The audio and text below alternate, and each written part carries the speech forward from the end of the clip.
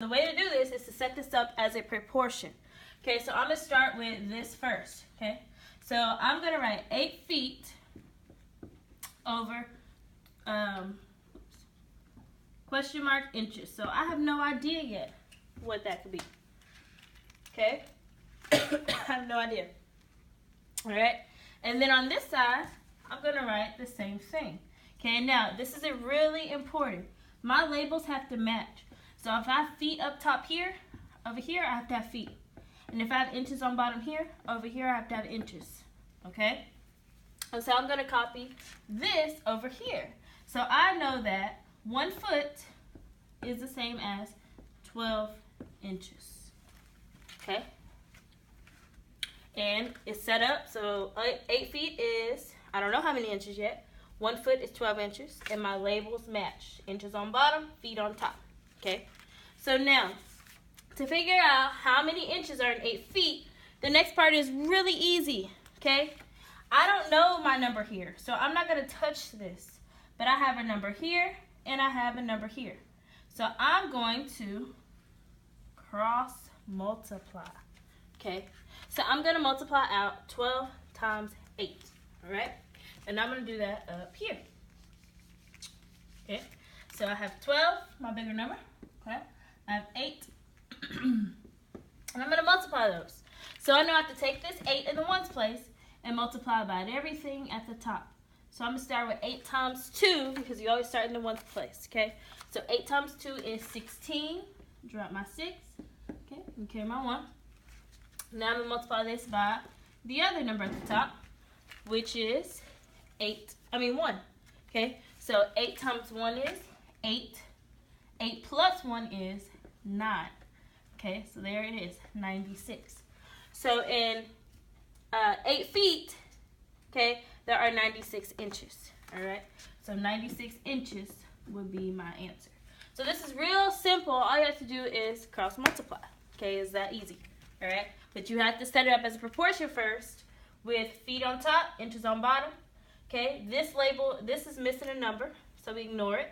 Okay, and we figure out from here by cross multiplying.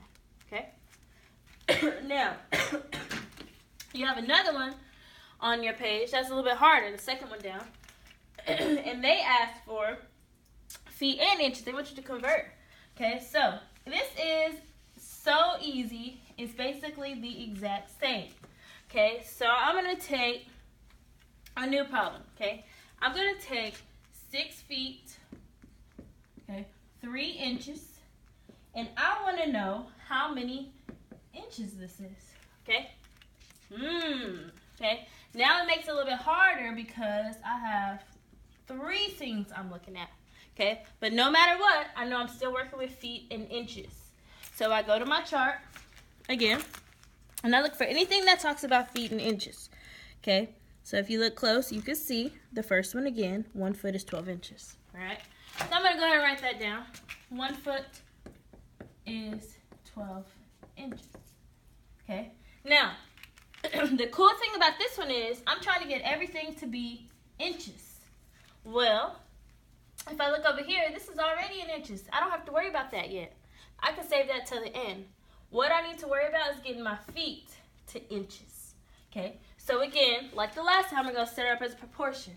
We're going to focus on this, and we're going to save this until the end. Okay, so what I like to do is cover it with a sticky note. Okay, and that helps me know that that's not what I'm working on yet. I'm saving this until the end. All right, so I'm going to go ahead and set up my proportion. Okay, so I have 6 feet. Okay, I don't know how many inches it is. So 6 feet is, I have no idea how many inches. Okay, then I have 1 foot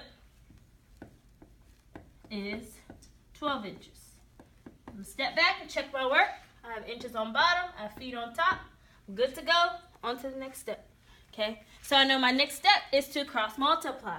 I don't want to cross multiply these because 1 times, I have no idea what that number is. I can't even figure it out yet. So I'm going to take what I do know and cross multiply that. All right, so here I go. Let me get a nice spot. Ooh, I don't want to do that. Okay, so here I go. 12 times 6. Okay, so 6 times 2 is 12. All right, I have to multiply this by everything in the top. I'm going to start with 2 because in the ones place, 6 times 2 is 12. Drop my 1 and I carry my 1. Drop my 2 and carry my 1. Okay, now I multiply the 6 times the 1. 6 times 1 is 6. 6 plus 1 is 7. That's 72 inches. Okay, good. So I'm going to come back up here. Okay, and I'm going to totally ignore the feet now. I'm going to cross that off. I'm going to change it to 72 inches. Okay, so now I have 72 inches, 3 inches equals how many inches? Well, what can I do with these? The labels match. Okay, so I can just add 72 inches and 3 inches, which is 75 inches. And I know that 6 feet, 3 inches equals 75 inches. Okay, so here would be my answer. All right, and that was pretty simple. pretty simple. Okay, let's try something else. All right, so let's look at a problem similar to number 14. Okay, number 14. So that should be good for number 12. Okay, you got to put 2 and 2 together, try to figure it out as best you can. All right, so number 14. Okay, our time conversions, which y'all seem to have trouble with. Again, I told you to take this planner home, and I told you to look on page 5 to help you out. Okay, so it talks about on number 14, talks about minutes, hours, days, months. Okay, and so you really needed this chart. So I'm going to do a couple of problems. The first one I'm going to do is going to discuss minutes and hours. Okay, so I want to know. Uh-oh, I forgot. Okay, no, I don't. All right, so I want to know. I don't want to do your homework problem, though. I need to change that. Okay, I'll change it. Okay, so I want to know 172 minutes, okay, is how many hours? All right, hours and minutes. Okay. All right, so again, refer to your chart. So I'm looking at my chart, and at the bottom of page 5, it talks about time. I'm looking for anything that's going to talk about minutes and hours because those are my 2 labels I'm focusing on. So I'm going to go to my chart, okay, and I know that, let's see, 1 minute is 60 seconds. 1 hour is 60 minutes, and that's exactly what I needed. Okay, so I'm going to write that down. 1 hour is 60 minutes.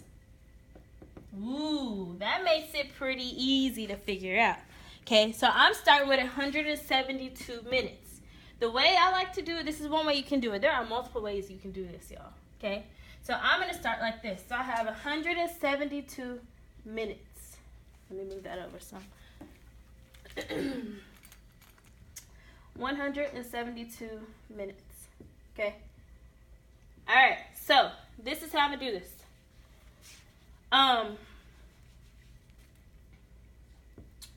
Okay, so there are 60 minutes in an hour. Okay, so I'm going to subtract 60. I'm going to subtract an hour from here. Okay, so 172 minus 60. 2 minus 0 is 2. 7 minus 6 is 1. 1 minus nothing is 1. Okay, so this right here was 1 hour. 60 minutes is an hour. I just subtracted an hour out. Okay. Now I have 112. I'm pretty sure I can get 60 out of there again. Okay, so I'm going to try it again. 112 minus 60. Okay. If I have $1, I can't let you borrow 6, so I have to go borrow. That 1, if I take 1 from 1, it turns to a 0, and the 1 I borrow goes here. Okay. So 11 minus 6, all right, is what we're working with, which is 5. Okay. That's another hour. All right. Now, I know that there are 60 minutes in 1 hour. Is 52 minutes enough to have a whole hour, which is 60 minutes? No, 52 is less than 60, so I can't make another hour out of this. So let's add up what I have. Okay, 1 plus 1 is 2, so I have 2 hours in 52 minutes. Okay, so I know that 172 minutes is the same as 2 hours, 52 minutes. Okay. The same concept works for months and days, all right? And so you can use the same exact thing to help you with those, all right? So for example, say I wanted to figure out how many days were in 92 hours. So I write 92 hours equals how many days, okay? Okay, and I will go to my chart and I will look, and I know that if I'm looking for hours and days, I know that there's 24 hours in one day. Okay, so that's 24 hours in one day. So let's start with 92, okay, and let's subtract the day. So a day is 24 hours. All right, so let's subtract 24. Okay, if I have $2, can I let you borrow 4? Absolutely not. So I have to go borrow from a mom, a sister, brother, cousin, somebody. The one that I borrowed makes that turn to an 8, and I put the one I borrowed here, which is 12. 12 minus 4 is 8. 8 minus 2 is 6. Okay, this is one day. I can take another 24. Okay, that's another day. That's one more day. And let's see what I'm left with. 8 minus 4 is 4. 6 minus 2 is 4. That's 2 days. Do you think I can get 24 more hours out of 44? Absolutely. So I subtract it again. Okay. Oh, that's another day. 4 minus 4 is 0. 4 minus 2 is 2. Can I get 24 hours out of 20? No, I don't have enough. So I add these up. That's 1, 2, 3 days. Okay. And 20 hours left over. Okay, 3 days and 20 hours. All right. So it's the same concept. You have another one on there that is months, and so it's the same thing. Okay. So check your chart. The very last thing I'm going to talk about is parallelogram, which is number 4 on your homework. Okay, and if you didn't know what a parallelogram was, again, okay, you were supposed to go home and you were supposed to look in your planner on page 5. All right. So the unique thing about a parallelogram, which is why it is so easy. Let's see. Okay, parallelogram is this root word right here, parallel. Okay, so we know parallel means you run together, but you never touch. Okay, so a parallelogram looks like this. Okay, so it's 2 sets of parallel sides. They run and run, and they never touch. All right. So on your homework, it says that they wanted you to label the 4 vertices. Well, if we remember correctly, a vertice is a corner. That's what we call a vertice. Okay, there are 4. They wanted you to label these different names. So for example, I could label this one A, B, okay, and I could label the bottom Y, Z. All right, I labeled all 4 vertices, and they all have a name. Okay, if I wanted to switch it up, instead of A, B going across, I could do A, B, and Y, Z. Either way,